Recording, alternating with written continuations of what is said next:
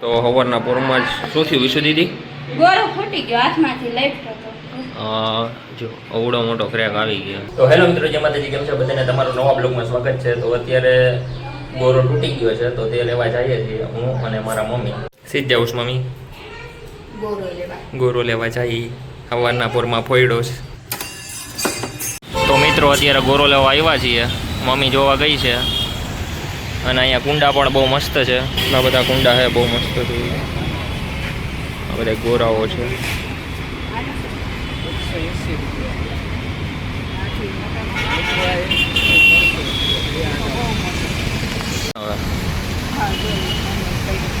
Final કરી નાખો ને. તો અત્યારે ગોરામાં ઢાંકણું ફિટ કરે છે ભાઈ.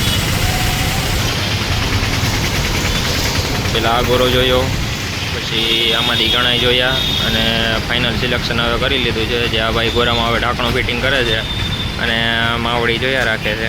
ગાયું રસ્તામાં બેઠી છે. ભાઈ સ્કૂલેથી આવી ગયા છે. વંથનભાઈ અત્યારે આવીને સીધા શું કરો છો? રીલ્સ જોવે છે બાળક. એ બાબલું મારું બાબલું નથી બોલવું તો શું કરસ તું? એમ કહું છું, રીલું જ જોવાની છે કે વાતું ચીતું કરો ને મારી યાર બટા. મંથનભાઈ, બાબલુડી ભાઈ, ગલુડી ભાઈ,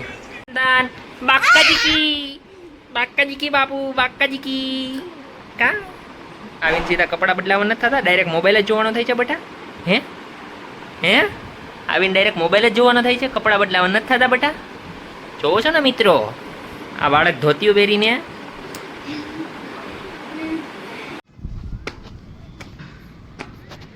તો મિત્રો અત્યારે દાદા દીકરા બેઠા છે. સેલ્ફીની પોઝમાં બેઠા ને એની જેમ બેઠા છે, પણ કંઈ વાતચીત તો કરશે જ નહીં. જરા પણ તાર લેસન પતી ગયું? હા.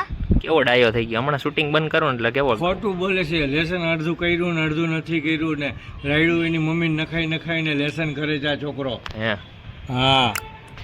અને અત્યારે સવારનો જ તમે વ્યૂ જોયો છે ગિરનાર અને દાતારનો, પણ હવે સાંજથી તમે વ્યૂ જોવો કે સાંજનો વ્યૂ કેવો હોય છે ગિરનાર અને દાતારનો, તો તમે જોવો. આખા બધે વાદળો અને આ બાજુ ડુંગર દેખાય છે ચોખ્ખો, પણ ગિરનાર તો જરા પણ ન દેખાય. દાતાર પણ નથી દેખાતા, ટોચ નથી દેખાતી દાતારની. તો મિત્રો તમને બ્લોગ પસંદ આવે તો લાઈક, શેર અને સબસ્ક્રાઈબ કરજો. Thank you so much watching. By.